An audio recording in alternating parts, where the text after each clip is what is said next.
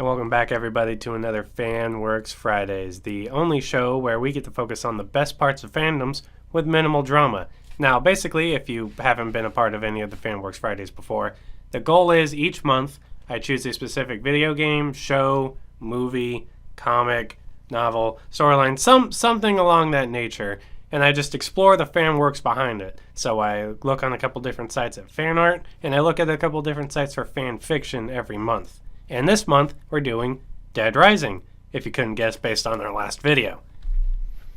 So, I am now here at Fanfiction.net, the mother of all fanfiction websites, and I'm here to find me some Class A Dead Rising fanfiction, which is honestly something I've never even thought about in the general scope of things, because I don't know, it just seems so weird to think that people would write fanfiction about Dead Rising, but as I can tell from this listing, it would not be a lot, because predictably Pokemon is at the top, along with Kingdom Hearts, Final Fantasy, Sonic the Hedgehog, and Legend of Zelda, all pretty much ones I expected, along with Dragon Age, Mass Effect, Fire Emblem. But let's find Dead Rising. I'm guessing it's going to be on the lower end of the list as opposed to the higher end of the list, because I don't think I'm the only person who has this idea about Dead Rising not really being fan fiction material, if you catch my drift. Hickman. Wow. In case you didn't get enough story mode in your Minecraft story mode, here's some more story for your story. Toontown.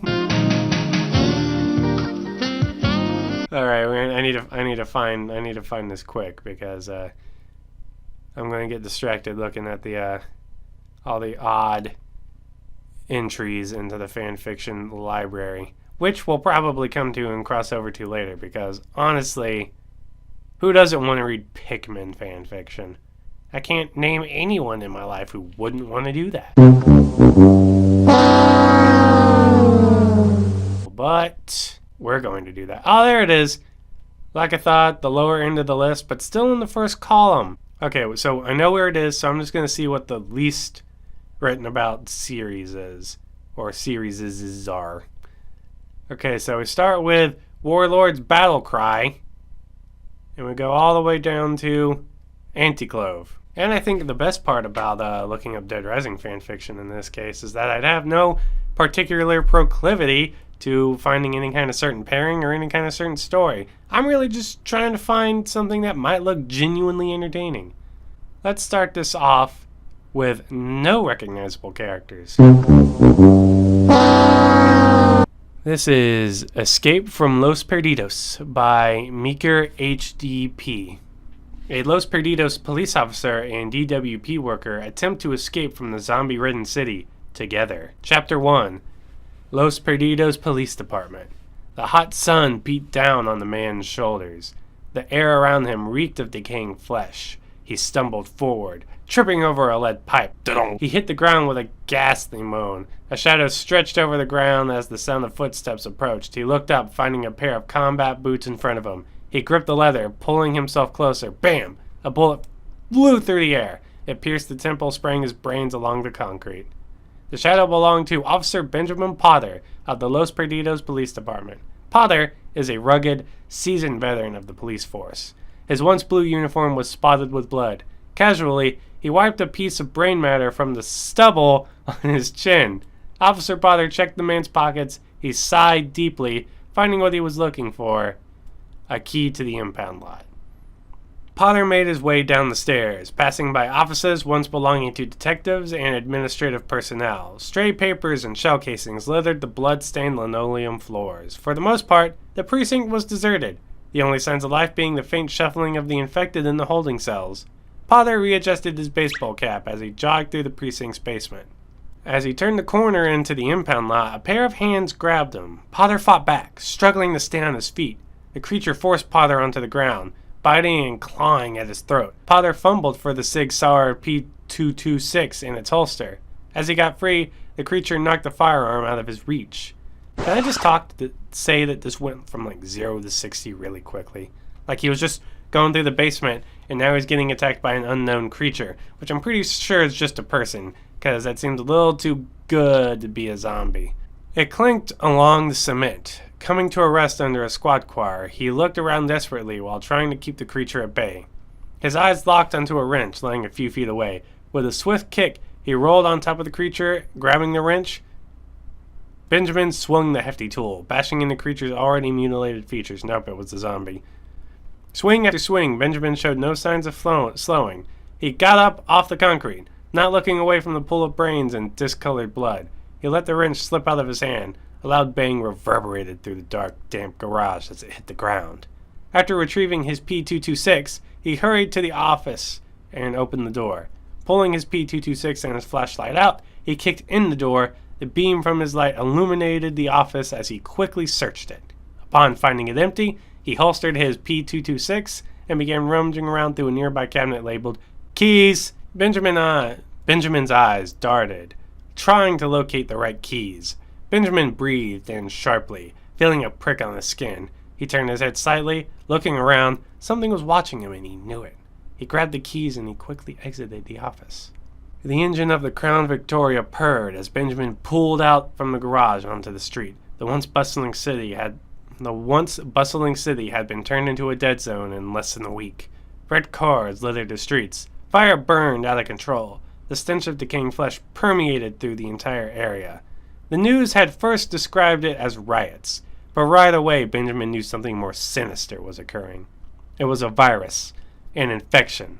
The LPPD, with the aid of the National Guard, had attempted to quell the uprisings, but were utterly overrun. Benjamin sighed as he turned into a barricade. The weary officer temporarily left his vehicle to lower the mechanical roadblock. He operated the panel. Pressing a switch, Benjamin turned as the barricade began to lower. His eyes widened in fear as the sound of bloodthirsty moans passed into his ear canals. That's a weird way to put that. As he heard the moans pass by, it would have been better, but moans passed into his ear canals. That's a weirdly intimate thing for a noise to do. Not complaining, just saying. He gasped as the barricade lowered to show a sea of the undead. Benjamin ran back to waiting forward and jumped into the driver's seat. He threw the car into reverse and pressed the accelerator. The Prowler jumped backwards, its tires screeching along the asphalt. Benjamin turned the steering wheel, attempting to quickly turn the car around. Benjamin's head hit the steering wheel as the Crown Victoria slammed into the side of an overturned ambulance. His vision faded as blood ran down his forehead. Well, no wonder there isn't a second chapter. That dude's dead. We can't follow the LPPD officer if he's already dead. Well, thank you, Meeker HDP. Though, I feel very sorry for Officer Benjamin Bother, because that dude is definitely dead. Anyway, let's find something else. Maybe something with some more notable characters. Maybe something that's a little bit, funnier. Alright. So, now we have Dead Rizjin 4. Back to Roots. You know it's gonna be good. Champagne Jean. Back to Wilmette. Professional business man Chuck West is back to Wilmette cause zombie outbreak. Chuck West team up with Brad Parkinson's to find cure to zombie outbreak. They go to Wilmette in helicopter, but oh no, rocket bombs up hello capo terror. Oh no, helicopter crash into mall, and helicopter crash into new mall. Chuck West in Brand Park survive those so they can continue great adventure. Chatter 2. Back to Woots. Chuck, get up. Brad Parker. Brad Parker is my favorite of this so far. Brad Parker says to Chuck West, and Chuck West girt up lick hero he always is. We have to go to hotel, says Brad Gary Parker, and they go to hotel. At hotel, Chuck find Sir Barber and hell him on. Thank Chuck you hero, said helped person, and they walk away. Chuck, you have to take this seriously, says bread garrison. So they go and start finding then uber scary stuff. Author's note: to be continued when Dead Rising 4 come out.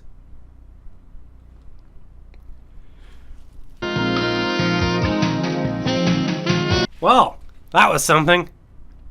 I enjoyed it a lot, mainly for Brett Parker. Brett Parker, I think, is my favorite thing about all of that. And you won't hear me going back on that one. We'll do another short one today. Alright, since we got, clearly our wonderful fill of all of our Chuck West that we needed with the day and Brett Parker, we're going to keep it simple to wrap it up. This is Keep It Simple, Stupid by Chidori Prime, a survivor's guide on how to survive a zombie apocalypse and not get your face gnawed off in the process. Let's face it, no one ever wants to come face to face with a flesh-eating undead mob.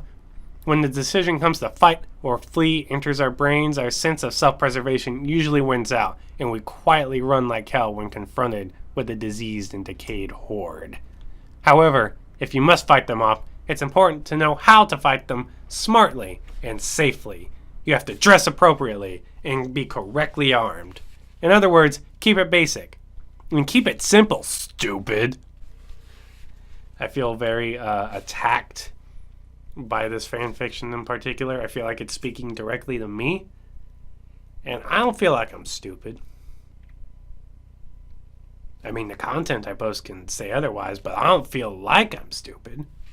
When fighting zombies, there's an inherent risk of being bitten by one. A bite from the undead usually leads to infection then eventually zombification. If you wish to live another day and not join the ranks of the walking dead, it's vital to keep your skin covered. Do not wear short-sleeved shirts, tank tops, or any piece of clothing that exposes any part of your body. Put on long sleeves, leather jackets, sweaters, jeans, and long socks. And just die of heat stroke if you're anywhere south of, Maryland. Try to find clothes that completely cover the body from your neck to toes, like welding overalls or a fireman's getup. Both very easily accessible. Layer up as much as possible, of course. You could go everyday handyman style and wrap yourself in duct tape from head to toe.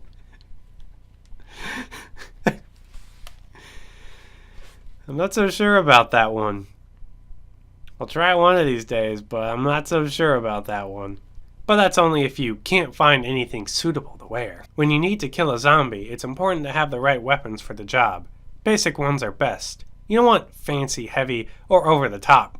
Clearly, someone hasn't played Dead Risings 2, 3, 4, Off the Record, Case West, and Case Zero. Because if you had, you would know that over the top is always better. Never don't go over the top. But anyway, I digress. Basic ones are best. You don't want anything fancy, heavy, or over the top. Chainsawing zombies is for the movies, people. Chainsaws are bulky, hard to control, and a waste of precious gasolina. Axes are fine if you want to put one or two of those freaks down quickly without a fuss, but aren't great for encounters with large groups of zombies. If you miss, you won't have time to bring the axe back up to protect yourself.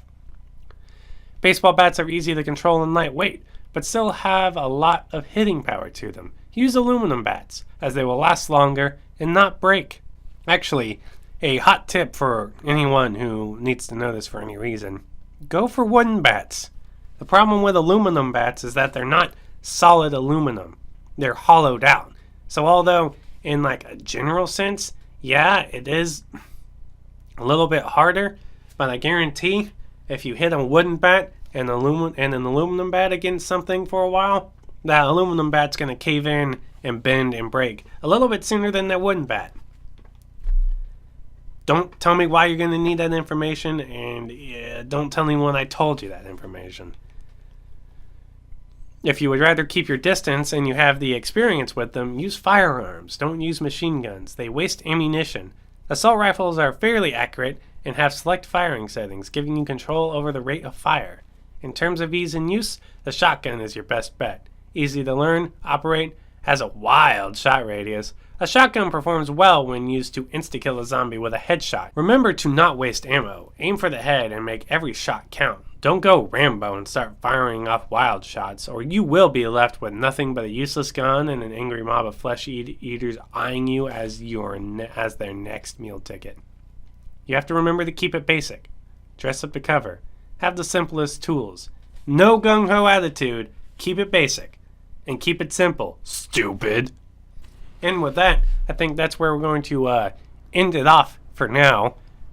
I know in this one we didn't really get a lot of our respective Dead Rising characters, so I promise you that in the next FanWorks Friday, where we're looking at Dead Rising fanfiction, we're going to look at exclusively ones with Dead Rising characters actually in them, and not really bad ones like Dead Rise Gen 4, Back to Roots. We're going to find some genuinely okay-ish ones, maybe even good. So, with that, remember everybody, every video is a party. And you're all invited to the next one. Thank you. See you later.